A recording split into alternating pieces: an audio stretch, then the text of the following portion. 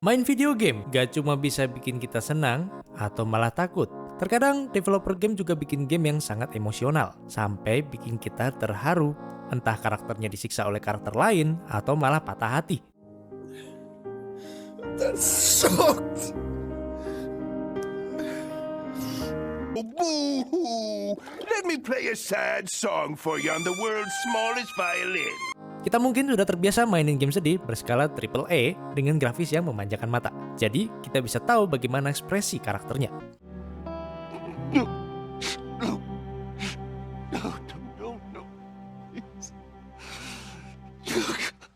Tapi, gimana kalau game pixel yang bikin game jenis ini? Dalam video Gamer Bong kali ini, kami sudah mengumpulin 7 game pixel yang bikin kamu mewek. Halo, saya Gian yang gantiin suara owner channel ini untuk sementara. Soalnya nanggung skripnya udah bikinin, tapi dia sibuk nggak bisa rekaman. Cuma bisa edit dan bikin skrip aja. Saya mungkin bakal nemenin kalian di beberapa video Gamer Bong yang lain ya. Jadi, salam kenal. Sebelum kalian lanjut nonton videonya, jangan lupa subscribe dulu channel ini biar nggak ketinggalan video kayak gini. Yuk, langsung aja mulai dengan game yang dibuat oleh satu orang, Undertale. Undertale adalah karya dari komposer bernama Toby Fox. Game yang nyeritain tokoh utama tanpa nama yang menjelajahin dunia bawah atau underworld di mana para monster hidup di sana. Psst, nama aslinya sebenarnya si Freeze, tapi kalian bakal tahu ntar di akhir game. Di sini kalian bakal dikasih pilihan untuk bertempur melawan semua monster yang ada dalam gamenya. Kalian boleh ngebunuh semua monsternya atau dibiarin hidup. Atau bunuh beberapa, ya terserah kalian lah. Tapi ingat, itu semua ada konsekuensinya. Undertale punya ending yang berbeda sesuai pilihan kalian dalam memainkannya. Di game ini, kalian bakal dihadapin true dan bad ending sesuai dengan kalian lakukan dalam gamenya. Kalian bakal bisa mewek sejadinya kalau kalian ngerti konsekuensi yang diberikan. Tapi ya, kalian harus mengerti bahasa Inggris biar bisa memahami ceritanya ya. Soalnya kalau nggak ngerti kan percuma, main doang nggak ngerti buat apa gitu. Nggak bisa bahasa Inggris. Oh, kepala Oke, lanjut nih ke Chrono Trigger buatan Squaresoft. Dulu nama perusahaannya Squaresoft, bukan Square Enix ya, beda-beda. Chrono Trigger ini game turn-based RPG yang punya 11 ending yang sangat berbeda. Karena endingnya ada 11, kalian ngerti dong kalau setiap pilihan yang kalian pilih bakal berpengaruh dalam gamenya. Sayangnya nih, beberapa ending bakal bikin kalian frustasi buat dapetin happy ending yang sesuai pilihan kalian.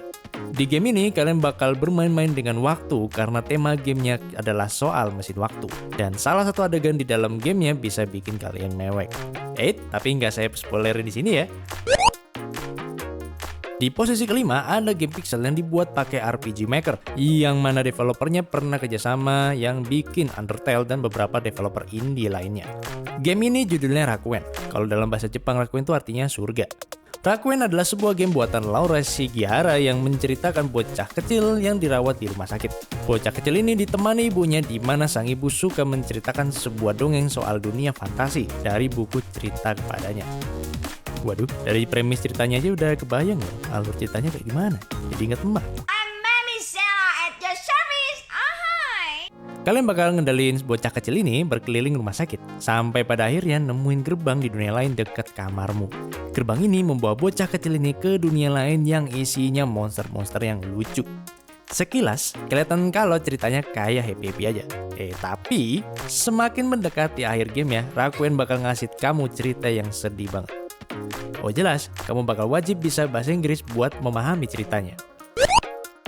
Next adalah game pixel soal pertemanan yang ngajak kita untuk ngelihat berbagai macam tragedi manusia selama hidupnya. Mulai dari bullying sampai ngerusak mental seseorang. Gamenya berjudul Omori yang menceritakan karakter bernama Omori yang menjelajahi dunia bernama White Space dan Head Space.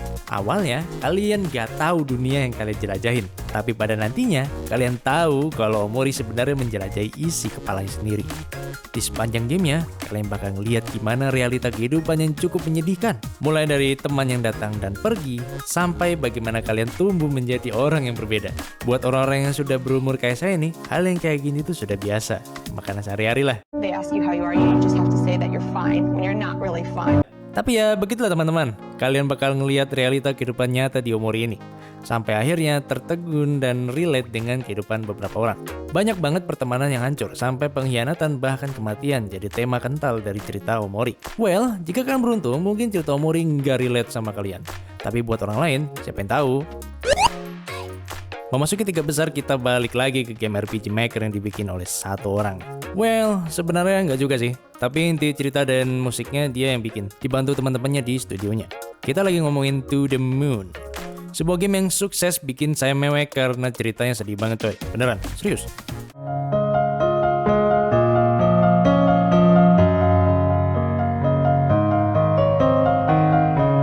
To The Moon nyeritain 2 dokter pengabul permintaan terakhir sebelum seseorang meninggal dunia. 2 dokter ini bernama Eva Rosalind dan Neil Watts yang datang dari Sigmund Corporation, sebuah perusahaan yang bisa mengubah ingatan seseorang dengan mesin canggih yang dimilikinya. Bener banget, mereka cuma ngabulin buat ngubah ingatan seseorang biar happy, seenggaknya sebelum dia tutup usia.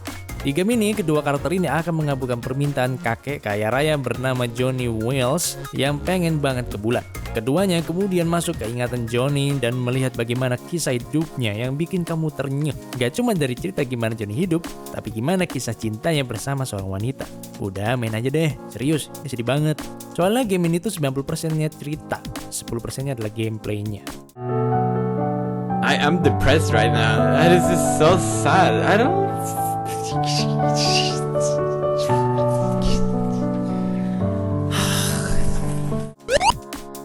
Yuk lanjut ke nomor 2. Kali ini game buatan developer asal Indonesia yang sempat guncang dunia nih. Kita lagi ngomongin A Space for the Unbound, buatan Mojiken Studio asal Surabaya.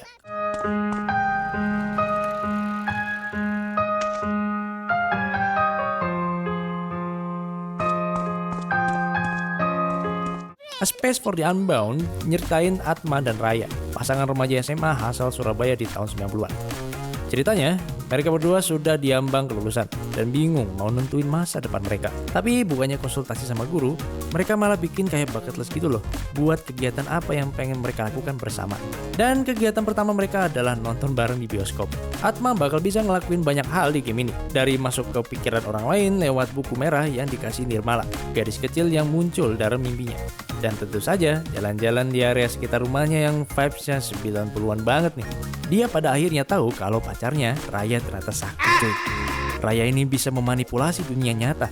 Jadi dia bisa bikin dunia yang terinspirasi dari film berjudul Cat Wonderland, di mana dunianya berisi para kucing. Makin kalian terjun ke dalam ceritanya, A Space for the Unbound ini bakal berasa kayak bukan game buatan orang Indonesia. Banyak banget nih narasi dan keputusan seni yang dibikin sampai animasinya sudah setara game yang kelas internasional. Bagus banget. Ini belum termasuk gimana sedihnya cerita gamenya yang bikin nyanyet hati. Dan yang terakhir kita balik lagi ke game yang dibuat dari developer To The Moon, tapi judul game yang berbeda, Finding Paradise. Finding Paradise adalah sequel dari To The Moon yang masih punya 2 tokoh utama yang sama. Kali ini mereka mengabulkan permintaan dari seorang kakek bernama Colin Ridge. Permintaannya agak aneh cuy, soalnya mereka diminta untuk mengubah sesuatu yang nggak bisa diubah. Di sepanjang perjalananmu, kamu bakal ketemu macam-macam ingatan Colin yang berubah-ubah. Dia ingat kalau dia punya teman baik yang nemenin dia sampai dewasa. Tapi setelah diinvestigasi, bakal bikin kalian bertanya-tanya. Sampai akhirnya menemukan fakta yang bikin mewek soal kisah hidup Colin. Impactnya memang nggak segede To The Moon sih, tapi tetap bisa lah bikin terharu. Kalian bakal bisa nebak apa yang terjadi pada Colin, apalagi kalau kalian dokter. Sebenarnya game ini ada lanjutannya loh, judulnya Imposter Factory. Bukan Imposter di Among Us ya. Sayangnya gamenya nggak membawa cerita narasi yang sama seperti 2 game sebelumnya. Nggak sedih mah. So itulah guys, 7 game pixel yang bikin mewek. Kalian udah pada main belum nih? Atau kalian punya game pixel lain yang harusnya masuk list? Boleh dong komen di bawah, biar kita saring buat dimasukin mungkin part 2 atau part selanjutnya. Terima kasih sudah menonton, share video ini ke teman-teman kalian, like dan subscribe buat dukung channel ini. Dan sampai jumpa di video selanjutnya.